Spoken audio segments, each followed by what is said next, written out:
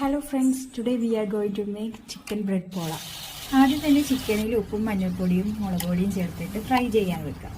എന്നിട്ട് അതിനുശേഷം ഒരു മിക്സിയുടെ ജാർ എടുത്തിട്ട് 6-7 മുട്ട പൊട്ടിക്കുക. അതിലോട്ട് പാലും കുരുമുളക് പൊടിയും ഉപ്പും ചേർത്തിട്ട് അടിച്ചെടുക്കുക. എന്നിട്ട് അതൊരു ബൗളിലോട്ട് ഒഴിച്ചു വെക്കുക. 2 സവോള ചെറുതായിട്ട് അരിഞ്ഞിട്ട് ഉപ്പും ചേർത്ത് വഴറ്റിയെടുക്കുക. എന്നിട്ട് കുറച്ച് മഞ്ഞൾപ്പൊടിയും മുളക് പൊടിയും അതേപോലെ ക്വാളിറ്റിയുടെ ചിക്കൻ മസാലയാണ് ഞാനിവിടെ യൂസ് ചെയ്യുന്നത്, അതും കൂടി ആഡ് ചെയ്ത് കൊടുക്കുക. എന്നിട്ട് നിങ്ങളുടെ കയ്യിൽ ടൊമാറ്റോ സോസ് ഉണ്ടെങ്കിൽ അതും ചേർക്കുക. അതേപോലെ കുറച്ച് സോയാ സോസും ഇവിടെ ആഡ് ചെയ്തിട്ട് ചിക്കൻ സ്പ്രെഡ് ചെയ്തിട്ട് അതിലോട്ട് മിക്സ് ചെയ്ത് കൊടുക്കുക.